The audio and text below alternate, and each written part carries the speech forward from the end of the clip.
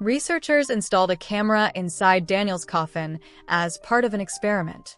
When they reviewed the footage, they were completely horrified. Daniel was born into an affluent family. His father was a highly successful real estate investor with a passion for collecting rare antiquities, many of which held immense value on underground markets. His mother, on the other hand, was one of the leading surgeons in the nation. Despite his privileged upbringing, Daniel remained down to earth. He was a man of principle, always striving to contribute to a better, safer, and happier world. When he turned 18, tragedy struck. His mother lost her battle with cancer, leaving him alone with his father. A few years passed, and his father found love again, marrying an elegant woman who had a daughter named Sophia from a previous relationship. Following their marriage, Daniel resolved to follow in his father's footsteps, venturing into real estate and historical artifact trading. His natural business instincts led him to quick success, proving he had inherited his father's keen sense of commerce. However, another blow soon followed. His father succumbed to a sudden illness, leaving Daniel in a state of profound loneliness and despair. Fortunately, his stepmother and stepsister remained by his side. Initially, he was hesitant to trust them, but over time, they showed unwavering support, dedicating their time, effort, and emotions to ensure Daniel's well-being. Eventually, he opened his heart to them, a decision that, at the time, seemed like one of the best he had ever made. Half a year after his father's passing, Daniel made the decision to move back into his family's home, which had now become his. A deep sense of emptiness and remorse weighed on him for having lived elsewhere while his childhood home remained unoccupied.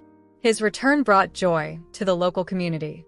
Within a matter of months, the town saw remarkable improvements. Schools and roads were refurbished, and a new medical facility was constructed.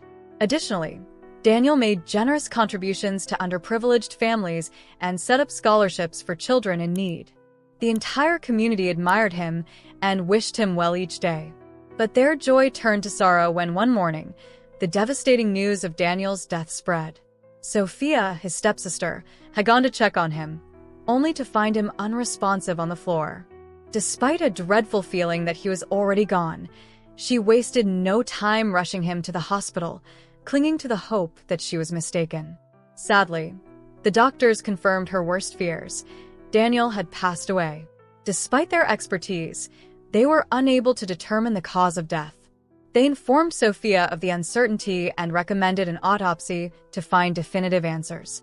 In that moment, she suddenly recalled that her brother had been diagnosed with a mild heart condition. Producing medical documents to confirm his diagnosis, she explained that although he had been on medication, it was possible his ailment had led to his passing. Given this, she believed an autopsy was unnecessary. Furthermore, Sophia knew that Daniel had always been against post-mortem examinations, believing them to be a violation of human dignity. Determined to uphold his wishes, she refused to allow one to be performed. Before leaving the hospital, she instructed that his remains be preserved at the morgue while she made arrangements for his final farewell. That night, unable to rest, Sophia scoured the internet in search of meaningful ways to honor Daniel's memory. During her search, she came across an article detailing an ongoing scientific study on the deceased. The study involved monitoring bodies over an extended period before drawing final conclusions. Recognizing that Daniel had always been passionate about making an impact, Sophia saw this as the perfect way to pay tribute to him. That very night, she contacted the researchers, offering Daniel's body for their study. The scientists were thrilled by her proposal. They promptly sent her legal documents to authorize the process and even promised substantial financial compensation, which she assured them would be donated to a local orphanage. At dawn, Sophia arranged Daniel's funeral. The church was packed with people, a testament to the love and admiration the town had for him. Before his body was placed inside the coffin, the research team discreetly installed a specialized camera inside the casket. This device would continuously capture and transmit footage to their computers for up to a year, or until its battery expired. To maintain regular monitoring, they set it to record every evening at exactly 7 p.m. The ceremony was deeply emotional, lasting for an hour. By its conclusion, nearly every mourner was overwhelmed with tears. That evening, Sophia returned to Daniel's residence, where she now intended to live. Meanwhile, the scientists eagerly awaited 7 p.m., anticipating the first recording from the coffin. As the clock struck the hour, they gathered around a screen to observe the footage. Within seconds of the transmission, the team erupted in shock. What they witnessed defied explanation. Immediately, they made a copy of the footage and, without wasting another moment, rushed out of their lab and headed straight for the police station. None of them had ever encountered anything so terrifying before. The following afternoon, Sophia was seated on Daniel's porch, savoring a glass of premium tequila. Suddenly, the blare of sirens pierced the air.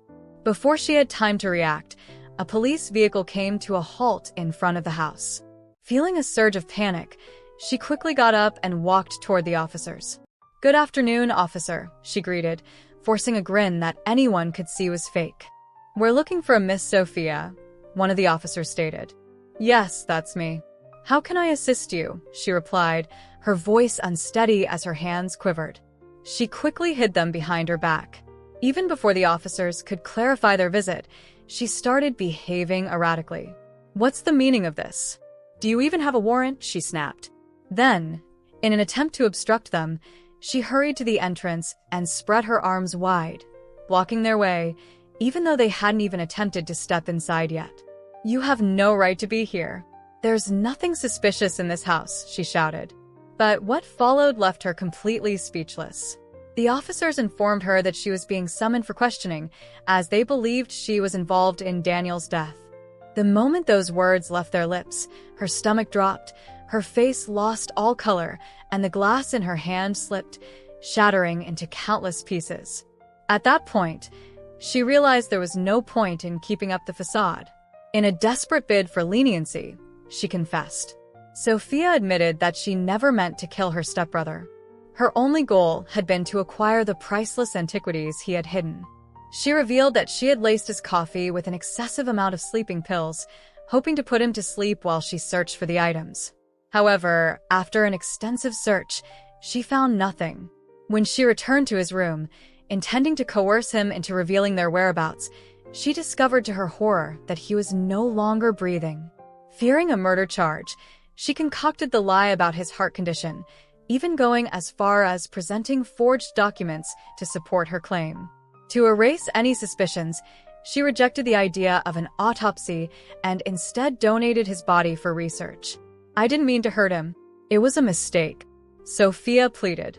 But before she could say another word, something even more shocking occurred. In a scene straight out of a thriller, the police car's door swung open and Daniel stepped out, walking toward his stunned stepsister. Paralyzed by shock, Sophia stood frozen, unable to blink or move. She silently begged to wake up from what she hoped was a nightmare. Unfortunately for her, it was real. The night before, the scientists had reviewed the footage and discovered Daniel struggling inside his coffin. The sleeping medication had worn off, and he had awoken in terror, realizing he was buried underground. The researchers acted swiftly, alerting the authorities. Officers and medical teams rushed to the grave, dug up his coffin, and found him barely conscious, but alive. As it turned out, Daniel had long suspected Sophia's intentions. Anticipating her betrayal, he had moved the antiquities to a secure location before his supposed death. Though Sophia begged him to drop the charges, he refused to grant her any mercy. In the end, she was convicted and sentenced to prison. As Sophia was taken into custody, Daniel stood still, watching her being led away in handcuffs.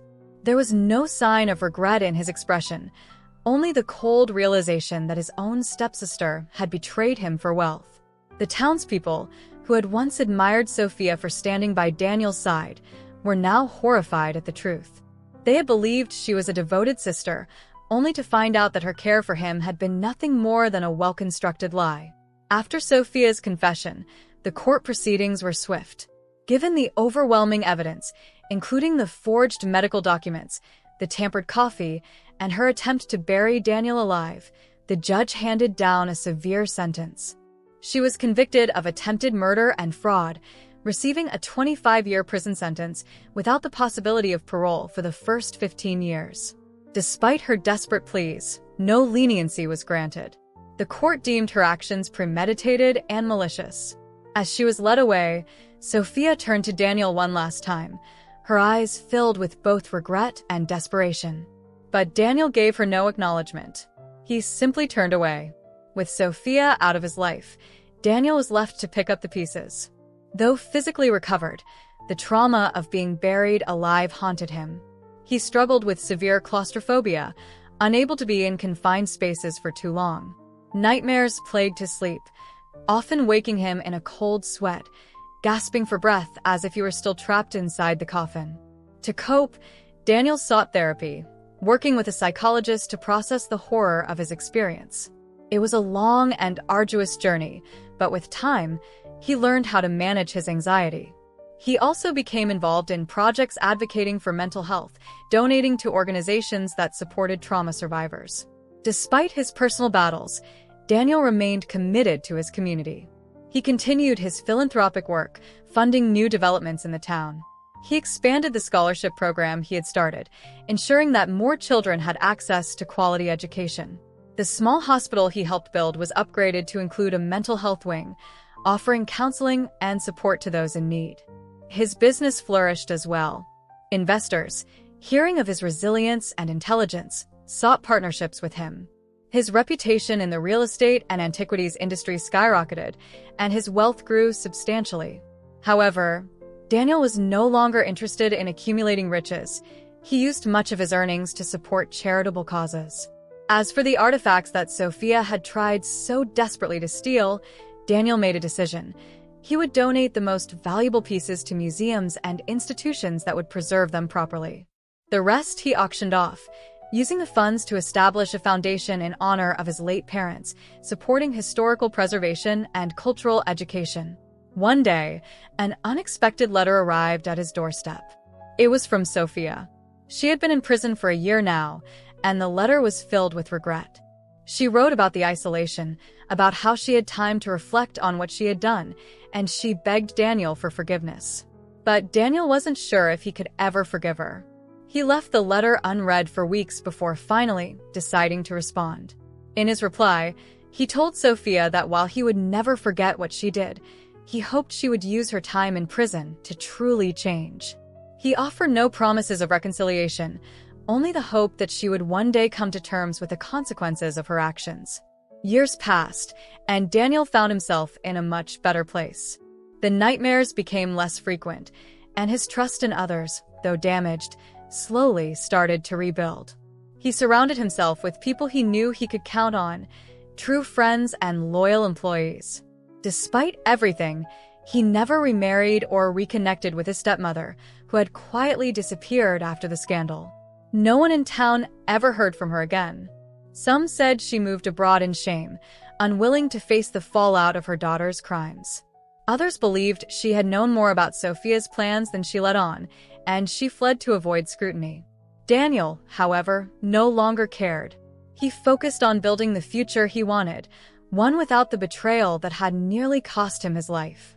Eventually, he moved out of his childhood home, choosing to live in a more modern estate outside the city. Though he had fond memories there, the house held too many painful reminders of the past. He donated the property to be turned into a cultural center where young artists and historians could gather to study and create. His story, however, became legendary. Journalists wrote about his survival, and filmmakers sought to turn it into a documentary. At first, Daniel refused, not wanting to relive the trauma. But after much thought, he agreed, only if the focus was not on the crime but on resilience and redemption. The documentary was a success, shedding light on the dangers of greed, the power of the human spirit, and the importance of mental health awareness. Schools even used it as an educational tool, teaching students about ethics, family betrayal, and personal recovery. As the years went on, Sophia's name faded into obscurity. She remained in prison, never receiving the redemption she sought from Daniel.